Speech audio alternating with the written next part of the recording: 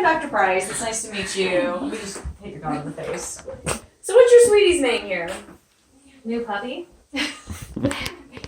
Okay, what I'm going to do is I'm actually going to, while I'm talking to you, I'm going to go feel for any enlarged lymph nodes. And then we're going to talk about, she is 12 weeks now. So it is time to actually, I know she's not.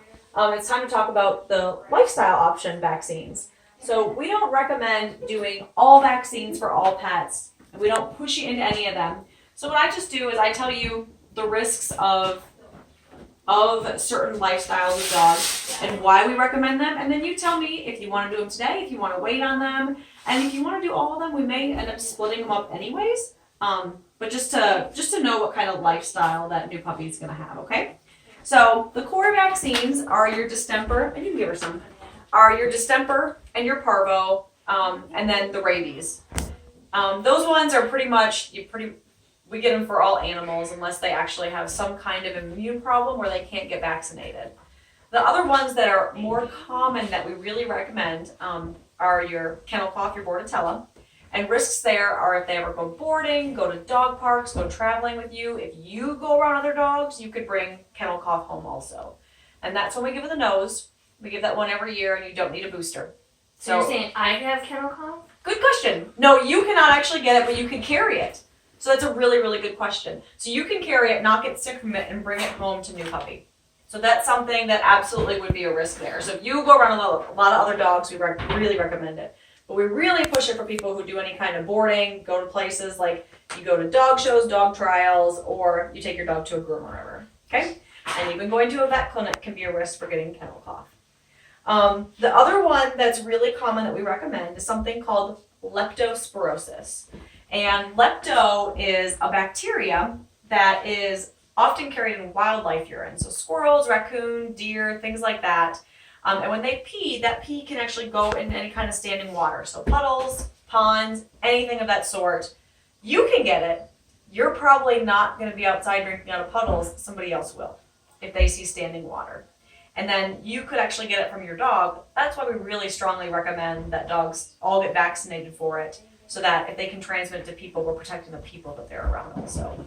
That one's actually free. It comes with your distemper parvo shot. And then the booster, as long as you get your distemper parvo shot at the same time, it comes with it. If it's by itself, it's $20. And then you get vaccinated every year.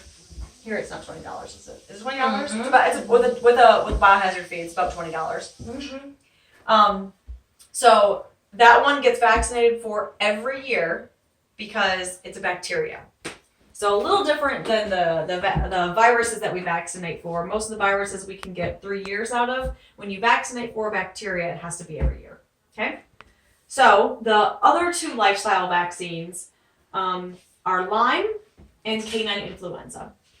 So the canine influenza has 2 strains to it.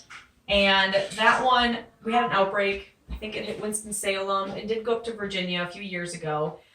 Less common than the kennel cough, but is a little bit worse if they actually get it and get sick with it.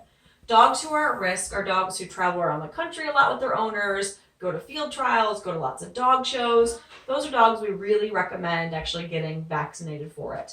And that one is one that you get every year. If you got one today, it's $30 some odd. You need a booster in 3 to 4 weeks, and then just every year after that. The last one is Lyme disease vaccine. It does not replace any tick prevention. So tick preventions will actually cover, you got your anaplasma, your Lyme disease, your Ehrlichia, and Rocky Mountain spotted fever. So just getting the shot doesn't mean you don't need tick prevention, because you still do. But just like no tick prevention is 100%, if you're still seeing ticks get through your tick prevention, it means that your dog has lots and lots and lots of exposure to ticks. So we'd really recommend, if you see stuff get through, you get the Lyme disease vaccine. The cost of that one is $35, and you need a booster in 3 to 4 weeks. And that one's also a bacteria, so you got to get vaccinated every year for it. So after the booster, it's just once a year we do that. Okay. So do you know if you want to go ahead with some today? If you want to maybe start some and start thinking about some, and we can go ahead and put on your discharges info about that. Do you have any thoughts on that, or do you want to think a little bit more? Maybe think a little bit more. Okay. Do some research. Yep. Totally fine. We're here to answer any questions. What I'm going to make sure we do is get all of those optional vaccines and give you info of the risks so you can think about them. And we're going to bring them up at your next visit too and just see. Again, we're not pushing you into it. We just want to make sure that everything is covered. Okay. Sounds good. Okay, you can hit stop.